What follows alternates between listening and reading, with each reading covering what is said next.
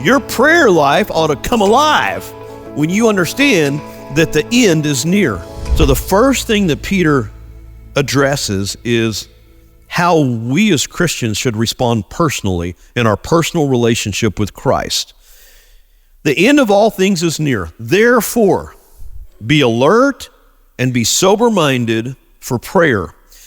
The way that the sentence is constructed there, the idea of prayer, it tends to be the focus, because he's saying that we need to be alert in our prayer and we need to be sober-minded in our prayer. Those two things sound very similar, and they are in our mind, but there's two different Greek words there that I want to focus on very quickly. The first one, when he says be alert, he uses the word sophron or sophre.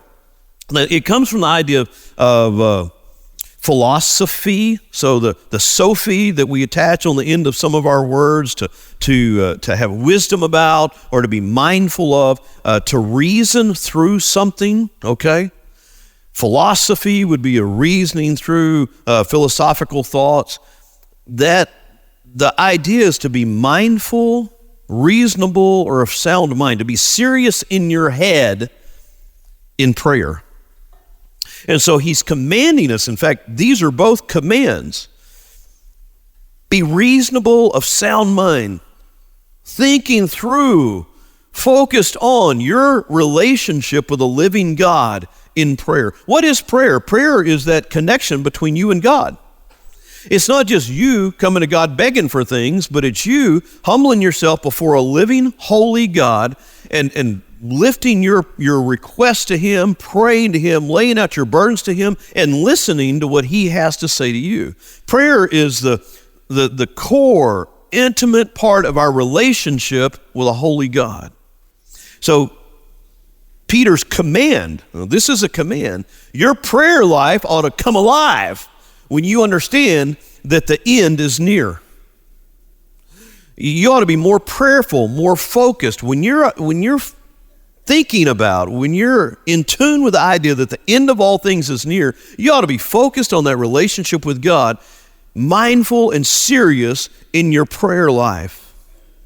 The next word that he uses when he says that is translated here to be sober-minded is a word that means more of self-controlled or well-balanced. So ultimately, there needs to be discipline, self-control in your prayer. You need to have a seriousness and you need to have a discipline in your relationship with the Lord, in your walk with Him, and in your prayer life that is magnified in the understanding that the end is near.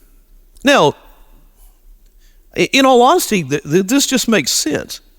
From a pastoral standpoint, I find that if a church member, or if I, for that matter, somebody in my family, goes to the doctor and gets a diagnosis of cancer, and they're concerned that the end may be near, all of a sudden their prayer life begins to flourish, doesn't it? When we have a sense that we may very well soon stand before God, when we have a sense of our immortality, our prayer life becomes more serious, it becomes more active, and it becomes more disciplined, it becomes more regular. We tend to desire time in the presence of God when we're going through those kind of times. Peter's telling the church here, look, folks, the end is near. That you ought to live life every single day. Your prayer life ought to reflect the thought that you understand that the end is near. Today could be the day. This afternoon could be the time that Jesus returns. And if it's not His return, today could be the day that you stand before the presence of a holy God. You know, this is becoming more real to me for one reason in particular. I'm approaching the age that my second oldest brother, Rodney, which many of y'all knew him, he was a church member here for a while. I'm approaching that age of when he came home from church, worshiped with his church family in the morning, came home from church. His wife, who was in real estate, went to show a home. He walked out into the backyard to fill a swimming pool with water for their dog, as it was a hot afternoon in August, and had a heart attack and died in the backyard. He had no idea. He had no preparation for that. The end was near, and he didn't know it.